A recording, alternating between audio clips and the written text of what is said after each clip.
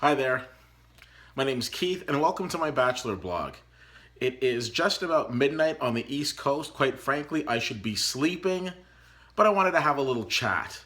I decided I was going to blog this season of The Bachelor and reach out to you all and give you my thoughts on The Bachelor from a guy's point of view. And for the guys out there who are shaking their heads at me, what can I say? There was no Monday Night Football. But I'll tell you something. This was a pretty entertaining night, and for the first time in a long time, I found myself watching the show, laughing out loud, screaming at my television, because it was just so incredibly entertaining. Now, the first episode is kind of like the first day of school episode. Everybody's dressed up, everybody for the most part tries to be on their good behavior, and everybody's meeting everybody and making new friends and being nice. But it wasn't too long before the cattiness started. It's so funny. So, on this huge quest for love, we've got these 28 women who are there to meet Ben and hopefully be his future. Okay, fine. So they go and they show up in a variety of creative ways. They get out of the limousine and they come up to him and they introduce themselves to him. And, good on him for trying to do his best to remember all of their names. Now, as the evening goes on, we start to learn that some of these women are, very sweet, and some of these women might be bringing a little bit of the old cray-cray. And of course, one woman who's going to be talked about tomorrow is a lady by the name of Lace. Now, probably not the greatest thing in the world when your parents decide to name you, give you a stripper name, but probably also not a good thing where you're trying to make a great impression with this guy and you get drunk and then you become extremely obnoxious. So the first thing she does when she gets out of the limo is she plants a kiss on him. Now, The Bachelor is a very interesting show because you don't really want to be physically aggressive on the first night. You don't do that.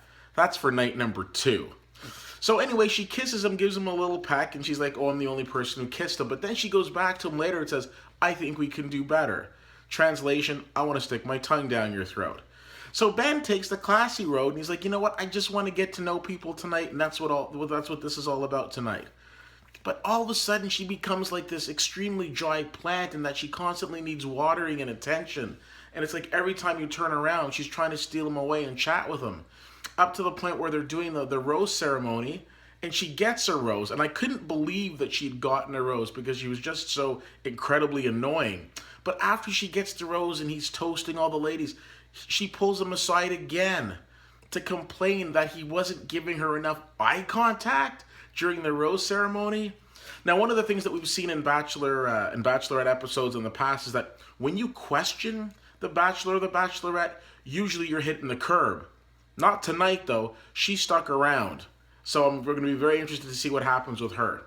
Now, I'm not great on all of the names of the people. It was the first episode, and I didn't remember all the names. Sue me. But one exit was really interesting to me.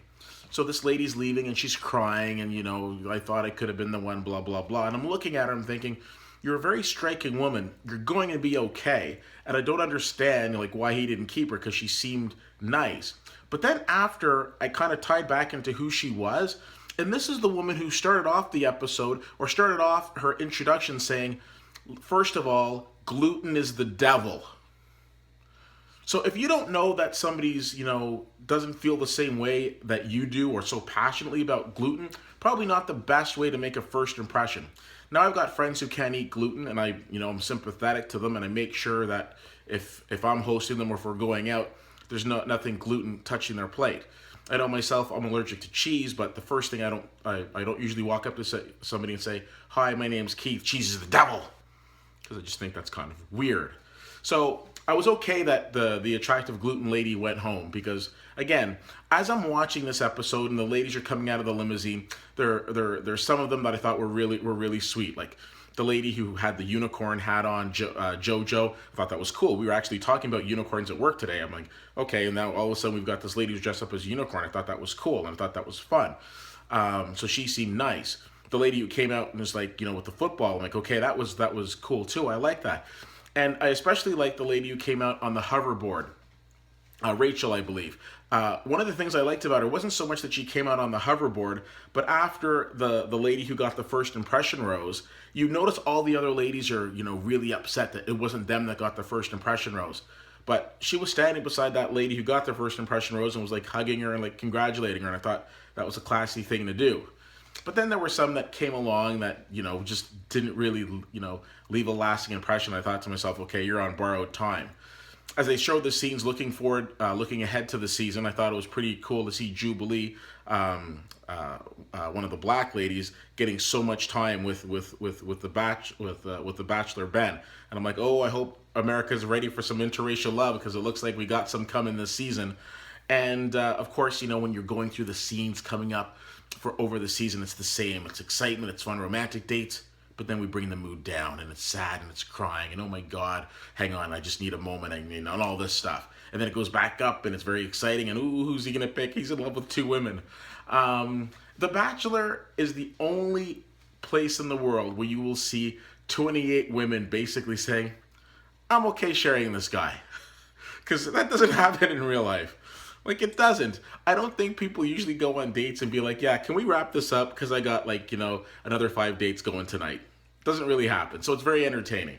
Why am I watching it? Because I think it's fun. Listen, we live in a time where people are constantly looking for love, aka looking for love, and I get that. And you know what?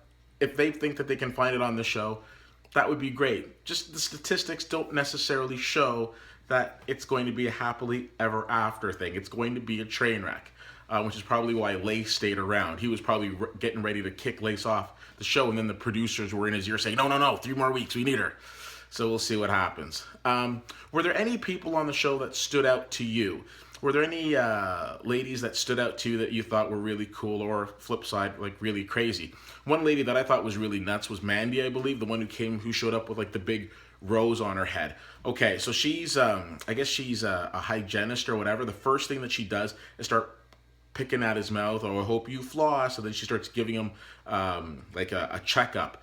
And again, I'm sure she thought in her mind that she was being really cute and really sweet. I was blown away that he kept her, because honestly, when I saw that level of cray-cray, I'm like, you gots to go. But clearly, Ben is a lot more open-minded than I am, so we'll see how this goes. I give her till week 3. What do you guys think? Anyways, CFL_fan on Twitter, Facebook.com/WhittyWhittier, and WhittyWhittier.com. I'd love to know what you thought about tonight's episode of The Bachelor, if you had a chance to check it out. The roller coaster ride of craziness has just begun. Please join me, won't you, as we see what happens for poor Ben, or lucky Ben, depending on how you look at it, over the next several weeks. And until then, we'll talk to you soon, and have a great day.